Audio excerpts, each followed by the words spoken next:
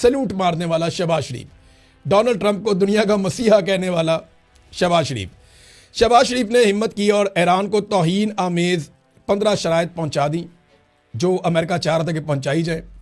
Iran ने साथ ही इनकार कर दिया और ईरान के साथ जो इन्होंने इनकार किया, इनकार के साथ उन्होंने 5 शराइत इनके हाथ में थमा दी कि जनाब हमें मंजूर नहीं है, हमारी ये 5 शराइत हम आपको दे रहे हैं, ये अमेरिका तक पहुंचा दें। ये ईरान ने किया है। देखिए, ईरान बार बार एक बात कहता है, वो कहता है जी हम ट्रस्ट नहीं कर सकते, हम डोनाल्ड ट्रंप पे एतबार नहीं कर सकते। 9 महीनों में हमारे ऊपर 2 हमले किए गए और 2 मरतबा हम पे जंग मुसल्लत की गई है और उस वक्त हमले किए गए जब हम मुज़ाकरात कर रहे थे और बातचीत किसी मंतकी अंजाम की तरफ जा रही थी तो एकदम हमारे ऊपर अटैक कर दिया जाता है। तो 2 मरतबा धोखा हुआ, हम बार बार धोखा खाना नहीं चाहते। अब जो ईरान ने शराइत भिजवाई हैं, एक तो ईरान ने कहा जी कि जंगबंदी जो है वो ईरान की ख्वाहिश के मुताबिक होगी और जंगबंदी की कोई फौरी इम्कान भी उन्होंने कहा नहीं है और जंग का खात्मा तब तक मुमकिन नहीं है जब तक कि ईरान की शराइत जो है वो कबूल नहीं होती और हम अपनी कार्रवाइयाँ जारी रखेंगे। अब 5 शराइत ज़रा आप सुन लें जो उन्होंने की हैं। नंबर 1, ईरान पर हमले और टारगेटेड किलिंग जो फौरी तौर पे बंद की जाए, यानी जो लीडर्स को कत्ल कर दिया जाता है, साइंसदानों को कत्ल कर दिया जाता है, अहम लोगों को कत्ल कर दिया जाता है और जो हमले किए जाते हैं फौरी तौर पे बंद किए जाएं, पहला मुतालबा। दूसरा, मुस्तकबिल में किसी भी हमले और जारहियत के ना होने की ठोस जमानत दी जाए कि आइंदा कोई हमला नहीं होगा। नंबर 3, जंग से ईरान में होने वाले नुकसानात का अजाला बसूरत मुआवजा किया जाए, निकालो हमारे नुकसान के पैसे। ये मैं आपको पहले भी बता चुका हूँ, ये उनका एक मुतालबा है। नंबर 4, मशरिक़ वस्ता में ईरान के इत्तहादी या हमायत याफ्ता ग्रोहों के खिलाफ फौजी कार्रवाइयों को भी बंद किया जाए, यानी हिजबुल्लाह के खिलाफ जो किया जाता है, हमास के खिलाफ जो किया जाता है, उनके साथ जो लड़ाई हो रही है वो कार्रवाइयाँ भी बंद करवाई जाएँ। नंबर 5, आबनाए हुर्मुज़ पर ईरान के इख्तियार को तस्लीम किया जाए, यानी अब इसके हवाले से तो ईरानी फ़ौजी तर्जुमान भी कह रहे हैं, बाकी लोग भी कह रहे हैं कि यह अब पहले जैसी नहीं रहेगी आबनाए हुर्मुज़, ये अब तब्दील हो जाएगी जंग के बाद। जंग ख़त्म होगी तो इसका कुछ और मामला होगा। ईरान को इस बात की समझ आ गई है कि इस जगह को कंट्रोल करके ईरान रोज़ाना बहुत पैसे बना सकता है। वो कह रहे हैं हम सालाना इससे $100 अरब बना सकते हैं। इतना पैसा कैसे कमा सकते हैं? कुछ दावे ये किए जा रहे हैं कि $2 मिलियन तक ईरान वसूल कर सकता है यहाँ से गुजरने वाले जहाज़ों से। अलग अलग रकम रखेगा और यहाँ से ईरान पैसे वसूल करेगा और जो ममालिक अपना फ्यूल यहाँ से भेजेंगे ईरान उनसे पैसे लेगा। ईरान ने इस किस्म का इंदिया दिया है। अब ये शराइत तो अमेरिका के लिए बड़ी तौहीन-आमेज़ है, बड़ी मुसीबत बन जाएगी उनके लिए।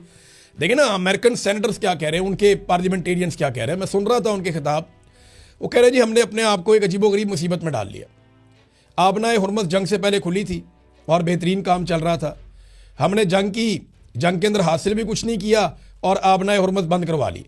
अब उसको खुला रखने के लिए हमें रोज़ाना $2 अरब कम से कम चाहिए और ये $2 अरब कोई छोटी रकम तो नहीं है। पूरी दुनिया के अंदर महंगाई बहुत बढ़ती चली जा रही है, अमेरिका में कीमतें बहुत ऊपर जा रही हैं। ये मसला हमने खुद अपनी बेवकूफ़ी से पैदा किया है, ये जनाब अब अमेरिकन कह रहे हैं। डोनाल्ड ट्रंप को हर हाल में इस लड़ाई से बाहर निकलना है और बाहर निकलने के लिए बहुत सारे इस किस्म के शवाहिद सामने आ रहे हैं, बहुत सारे लोग ये बात कर रहे हैं और इसराइल के अंदर ये खबर भी छपी है कि इसराइल को इस बात का शुबा हो गया है कि हफ्ते वाले दिन कहीं अमेरिका इस लड़ाई से निकल ही ना जाए। जुमे तक की डेडलाइन में कोई ना कोई अगर कार्रवाई हो गई और हफ्ते को डोनाल्ड ट्रंप ने अनाउंस कर दिया कि अमेरिका अब इस लड़ाई को ख़त्म कर रहा है, तो इसराइल के लिए बड़ी मुसीबत बन जाएगी, क्योंकि ईरान ताकत के साथ इस लड़ाई को अगर ख़त्म करेगा तो फिर काबू नहीं आएगा।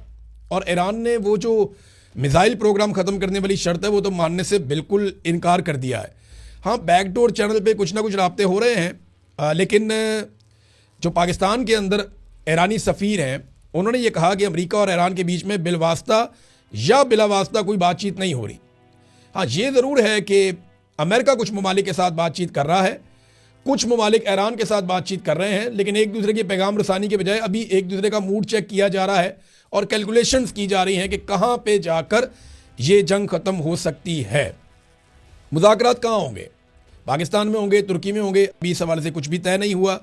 बल्कि एक और बड़ी इंटरेस्टिंग चीज़ है, जो अमरीकी तर्जुमान है वाइट हाउस की, उन्होंने एक स्टेटमेंट जारी किया है कि पाकिस्तान में अमेरिका और ईरान मुज़ाकरात पर जो क्यासराइयाँ हो रही हैं उनको सरकारी मौक़िफ़ ना समझा जाए। एक तरफ डोनाल्ड ट्रंप शहबाज शरीफ का ट्वीट उठाकर उसको पोस्ट कर देते हैं और दूसरी तरफ वाइट हाउस उससे अपने आप को अलग कर देता है। ये बड़ी अजीब सूरत हाल है। यानी वाइट हाउस के अंदर क्लैरिटी नहीं है कि इस तरफ जाना है या इस तरफ जाना है। ट्रंप जो है वो उसको अप्रिशिएट कर रहा है, उसको पोस्ट कर रहा है शहबाज शरीफ के स्टेटमेंट को। वाइट हाउस कह रहा है जी अभी इसको आप सरकारी मौक़िफ़ ना समझें। तो जो ट्रंप कर रहा है क्या वो भी सरकारी मौक़िफ़ नहीं है? तो ये एक अजीबोगरीब सूरत बन गई है। सैल्यूट मारने वाला शहबाज शरीफ, डोनाल्ड ट्रंप को दुनिया का मसीहा कहने वाला शहबाज शरीफ ने हिम्मत की और ईरान को तौहीन आमेज़ 15 शराइत पहुंचा दी जो अमेरिका चाह रहा था कि पहुंचाई जाए। ईरान ने साथ ही इनकार कर दिया और ईरान के साथ जो इन्होंने इनकार किया, इनकार के साथ उन्होंने 5 शराइत इनके हाथ में थमा दी कि जनाब हमें मंजूर नहीं है, हमारी ये 5 शराइत हम आपको दे रहे हैं, ये अमेरिका तक पहुंचा दें। ये ईरान ने किया है। देखिए ईरान बार बार एक बात कहता है, वो कहता है जी हम ट्रस्ट नहीं कर सकते, हम डोनाल्ड ट्रंप पे एतबार नहीं कर सकते। 9 महीनों में हमारे ऊपर 2 हमले किए गए और 2 मरतबा हम पे जंग मुसल्लत की गई है और उस वक्त हमले किए गए जब हम मुज़ाकरात कर रहे थे और बातचीत किसी मंतकी अंजाम की तरफ जा रही थी तो एकदम हमारे ऊपर अटैक कर दिया जाता है। तो 2 मरतबा धोखा हुआ, हम बार बार धोखा खाना नहीं चाहते। अब जो ईरान ने शराइत भिजवाई हैं, एक तो ईरान ने कहा जी कि जंगबंदी जो है वो ईरान की ख्वाहिश के मुताबिक होगी और जंगबंदी की कोई फौरी इम्कान भी उन्होंने कहा नहीं है और जंग का खात्मा तब तक मुमकिन नहीं है जब तक कि ईरान की शराइत जो है वो कबूल नहीं होती और हम अपनी कार्रवाइयाँ जारी रखेंगे। अब 5 शराइत ज़रा आप सुन लें जो उन्होंने की हैं। नंबर 1, ईरान पर हमले और टारगेटेड किलिंग जो फौरी तौर पे बंद की जाए, यानी जो लीडर्स को कत्ल कर दिया जाता है, साइंसदानों को कत्ल कर दिया जाता है, अहम लोगों को कत्ल कर दिया जाता है और जो हमले किए जाते हैं फौरी तौर पे बंद किए जाएं, पहला मुतालबा। दूसरा, मुस्तकबिल में किसी भी हमले और जारहियत के ना होने की ठोस ज़मानत दी जाए कि आइंदा कोई हमला नहीं होगा। नंबर 3, जंग से ईरान में होने वाले नुकसानात का अजाला बसूरत मुआवजा किया जाए, निकालो हमारे नुकसान के पैसे। ये मैं आपको पहले भी बता चुका हूँ, ये उनका एक मुतालबा है। नंबर 4, मशरिक़ वस्ता में ईरान के इत्तहादी या हमायत याफ्ता ग्रोहों के खिलाफ फ़ौजी कार्रवाइयों को भी बंद किया जाए, यानी हिजबुल्लाह के खिलाफ जो किया जाता है, हमास के खिलाफ जो किया जाता है, उनके साथ जो लड़ाई हो रही है वो कार्रवाइयाँ भी बंद करवाई जाएँ। नंबर 5, आबनाए हुर्मुज़ पर ईरान के इख्तियार को तस्लीम किया जाए।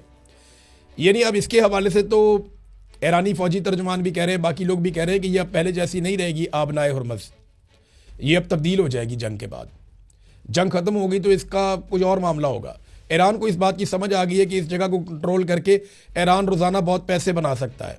वो कह रहे हैं हम सालाना इससे $100 अरब बना सकते हैं। इतना पैसा कैसे कमा सकते हैं? कुछ दावे ये किए जा रहे हैं कि $2 मिलियन तक ईरान वसूल कर सकता है यहाँ से गुजरने वाले जहाज़ों से।